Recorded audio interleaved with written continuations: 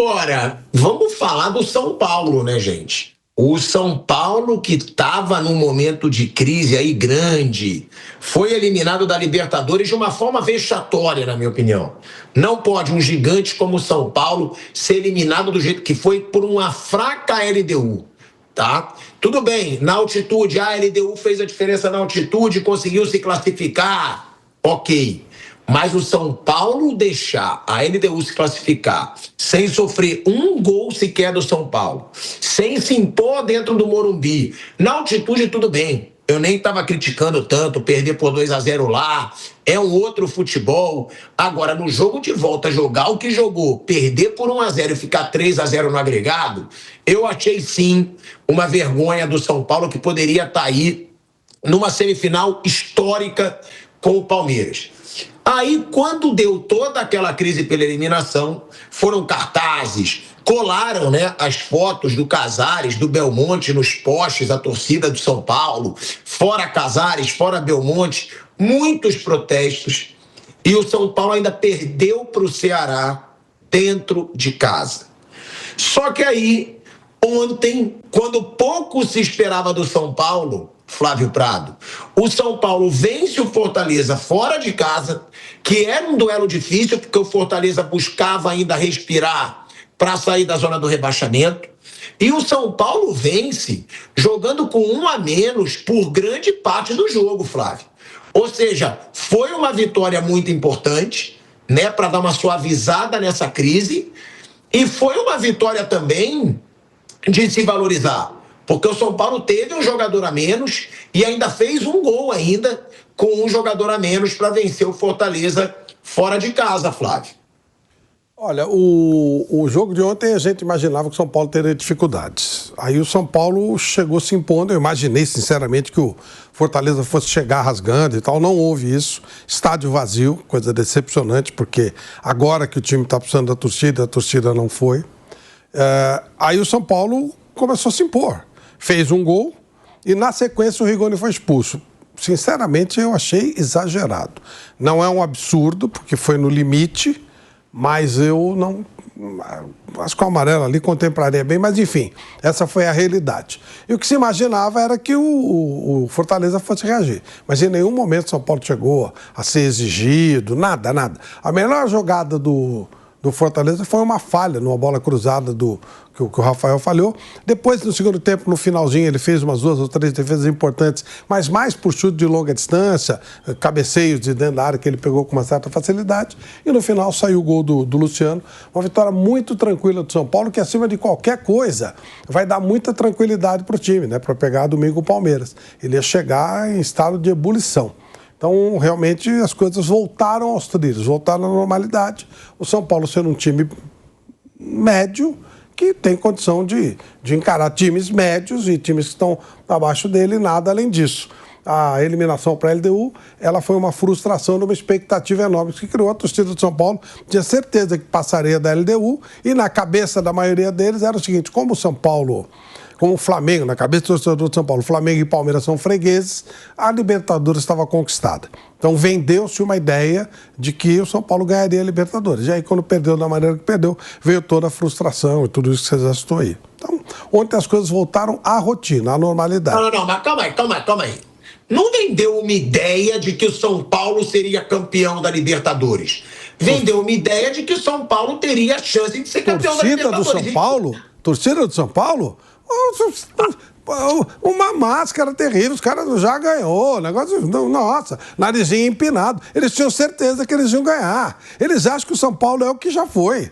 Certeza. Por isso que teve toda essa chadeira. Mas se você tem o seu time, o São Paulo teve a segunda melhor campanha geral na primeira fase.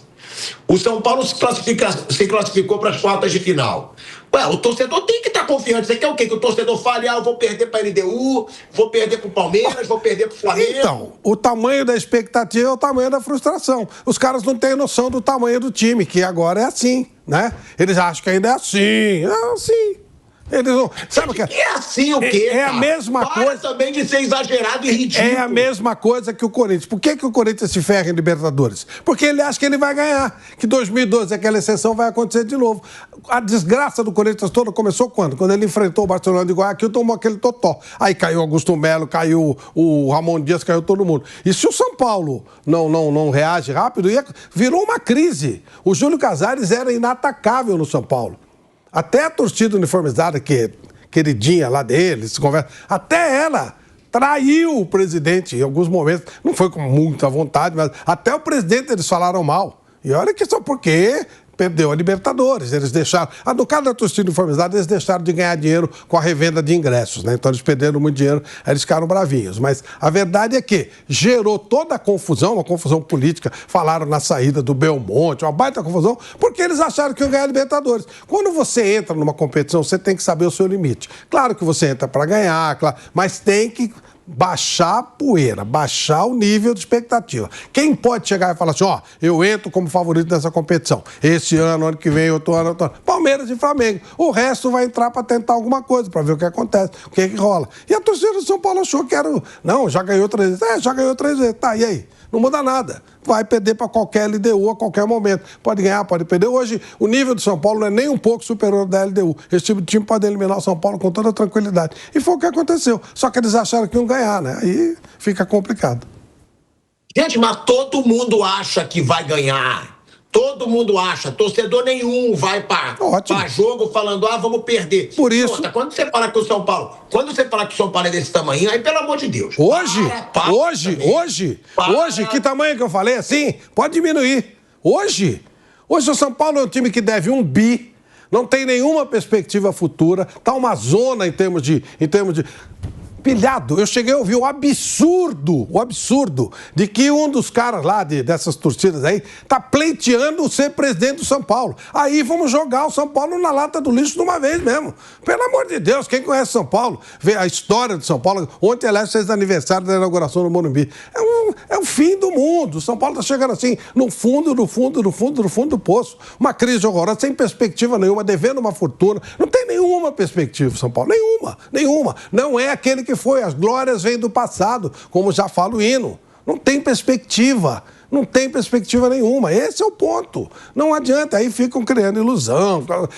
Torcida que conduz para onde? Pro buraco. Né? Do jeito que estão fazendo. Sabe? É isso. Então, você pode gerar expectativa. É por isso que eu gosto tanto quando focaliza a saída do estado dos caras chorando. Eu adoro essa cena. Porque foi a expectativa que eles criaram.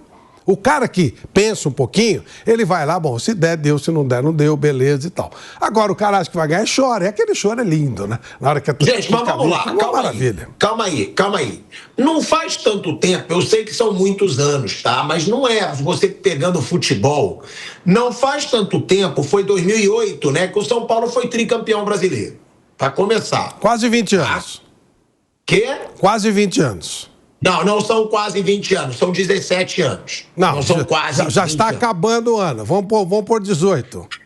Ou seja, 70% da população brasileira não era nem viva nessa época. É lógico.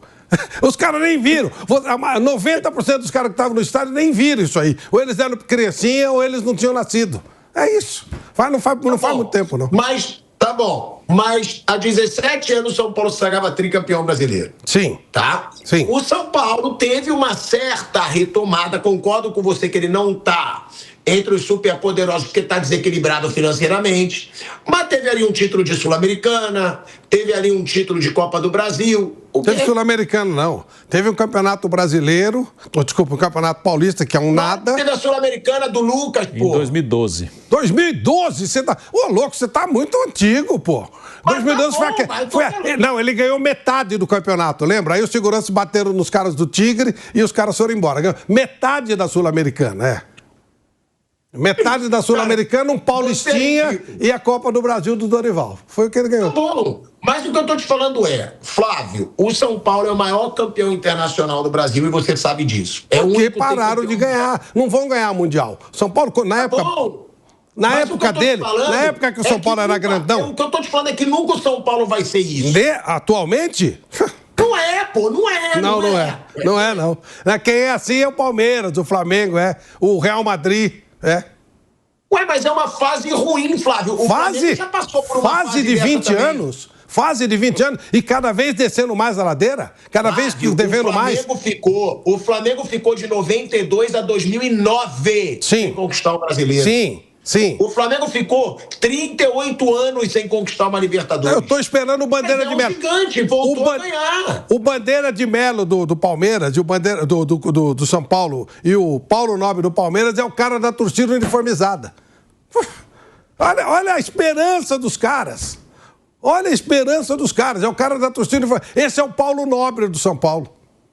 Você olha, não tem perspectiva, não tem nada. Não tem futuro nenhum, não tem nada. São Paulo não tem nada, não tem nenhuma perspectiva. Você olha, você só vê assim, ó. Só faz assim, ó. Cada vez mais. É isso. É igual o Corinthians. Qual é a expectativa do Corinthians? Nenhuma. É só ver o Palmeiras. A perspectiva do São Paulo e do Corinthians hoje é ficar olhando o Palmeiras fazer assim, ó. Você olhar só aqui no circuito. Se você quiser ampliar um pouquinho, ver o Flamengo assim, ó. Os caras não tem. Você não vê expectativa nenhuma, não tem. Você concorda, Bruno? E outra, a importância dessa vitória de ontem. Eu também achei a expulsão exagerada, tá? Achei bem exagerada a expulsão. Bruno? Do jogo de ontem foi importante ganhar para retomar confiança. Segunda-feira fez um jogo com o Ceará, que claramente era um time muito abatido ainda pela eliminação da outra quinta. Então ontem foi importante ganhar e todo desfalcado do jeito que foi, né, com só um zagueiro de ofício que era o Sabino, o zaga com o Negruti, que é um garoto, que é volante, o Luiz Gustavo, que é um volante veterano e que não jogava há 6 meses, com Tapa e Rigoni no ataque, o Rigoni expulso. Então, acho que até com os desfalques o time conseguiu superar e retomar uma coisa que o time tem de bom, que é um time brigador, é um time que briga, que disputa, que luta, que contra o Ceará não conseguiu fazer, porque acho que ali emocionalmente ainda estava um time sem confiança nenhuma. Então isso aí retoma a confiança para o time voltar a competir, que é o que ele faz. Sobre o clube no geral, assim, a curto prazo, ou até médio, eu não vejo muita perspectiva que melhore. O que pode acontecer, como aconteceu em 2023? Pode encaixar um bom time, principalmente no mata-mata chegar longe. Isso pode acontecer, né? Como aconteceu com o Fluminense, como aconteceu com o São Paulo. Botafogo é outra situação. Botafogo tinha um dono rico colocando dinheiro. Tá falando com o Mirassol agora. Sim, o Mirassol encaixou um time que está chegando no Brasileiro, que até de pontos corridos. Então, assim, mudar o patamar do time no sentido, daqui a 5 anos o São Paulo vai estar muito bem financeiramente brigando com os outros. Isso eu não acredito. Não sei se daqui a 10 anos vai estar assim. Aqui 10 já é um período bem longo. Mas, assim, eu não vejo no São Paulo, assim, o início de um projeto de melhora. Isso eu não consigo ver. O presidente tem o discurso de que está lutando ali para tentar melhorar, mas eu não sou muito otimista, não. Vamos ver na prática se isso vai acontecer, mas como a gente sempre lembra aqui, o Raí falou disso outro dia, né? É o 5º ano de mandato, né? Se está começando agora, começou tarde. Então, é uma coisa bem a longo prazo. E melhorar, assim, para brigar lá em cima, vai demorar um pouquinho para o time do São Paulo. E da LDU, só para fechar, né? LDU é uma coisa realmente interessante, porque realmente não é um grande time. Mas aí também acho que cabe ver a visão que a gente tem dos nossos times, né? Não é realmente um super time, acho até que a LDU já teve times melhores que o atual, mas ela eliminou o 4º colocado do nosso campeonato, que é o Botafogo, o 7º do nosso campeonato, que é o São Paulo. E até ficou na frente do Flamengo na primeira fase, que aí é meio fora da curva, que o Flamengo foi mal mesmo. E o nosso campeonato, que o 4º e o 7º caíram para a LDU, o 5º colocado, com todo respeito, é o Mirassol. Então, assim, acho que talvez a nossa perspectiva em relação aos nossos times, ela seja um pouco otimista demais. Você achou um bom jogo, ainda mais com um jogador a menos? E outra, expulsão exagerada do Daronco, né, Bruno? Sim, também acho que foi exagerado. O Rigoni poderia ser mais cuidadoso, mas acho que foi exagerado. O jogo, assim, foi bom pelas circunstâncias. São Paulo precisava ganhar, recuperar rápido. Fortaleza, acho que infelizmente não vai ter como salvar, acho que vai cair mesmo para a Série B, né? Tomara que volte ano que vem, porque faz um bom trabalho. Mas o São Paulo, ele se superou, brigou, jogou com a menos desde os 27 do primeiro tempo, estava bem desfalcado. estava com a defesa bem remendada, no ataque o Luciano e o Ferreirinha começaram no banco, Luciano entrou, fez gol, mas jogou com o Tapia, Rigoni, o Tapia fez gol, é um jogador que tecnicamente é fraco, mas é um cara que luta, que briga, que se mata e conseguiu fazer, já é o terceiro gol dele pelo São Paulo. Então, acho que foi bom para retomar confiança e para retomar um espírito de briga desse time, que se não tiver, não tem nada. É um time de briga esse aí. Ele não vai se impor tecnicamente, ele vai se impor competindo. Então, ontem ele retoma a confiança para poder competir. Está acabando, então, a informação, o Palmeiras terá desfalques pela seleção argentina, o Flaco Lopes foi convocado de novo e o Aníbal Moreno também foi convocado para a seleção argentina. Pela primeira vez o Aníbal e o Flaco pela segunda. Então, eles não vão jogar contra o Juventude, sábado que vem, no meio da data FIFA, um dos jogos adiados, o Palmeiras vai jogar na data FIFA. E são dúvida para a quarta contra o Bragantino, na outra quarta, né? Depois da data FIFA, o Palmeiras vai tentar trazê-los de volta para jogar com o Bragantino, mas não jogam contra o Juventude. E ainda pode ter outros palmeirenses convocados aí para Uruguai, Paraguai, mas 2 do Palmeiras na seleção argentina, Aníbal Moreno e Flaco Lopes. São duas perdas grandes, né? Duas perdas grandes para o Palmeiras, hein, Flávio? Para os caras é muito bom, mas para o clube é péssimo, né? Péssimo, péssimo. Mas ainda com a dupla Flaco e Roque dando muito certo. Eles estão... A coisa alinhou mesmo. O Palmeiras se ajeitou a partir daí, retomou a partir daí. É uma lástima, né? E data FIFA para coisa nenhuma, porque... Ainda quando é eliminatória, enche o saco, mas ainda se tolera. Agora, essas datas FIFA são terríveis. Com quem a Argentina vai jogar, Bruno? Eu não lembro, mas vai jogar nos Estados Unidos, são amistosos. Agora babaiada, os adversários, mas vai ser nos Estados Unidos. Babaiada, vai jogar com babaiada e você perde seu jogador no momento decisivo de campeonato para jogar com babaiada. É um negócio complicado. O lado do jogador é legal, o jogador fica animado, quer disputar a Copa, mas realmente para o clube isso é uma tragédia, isso é um negócio péssimo.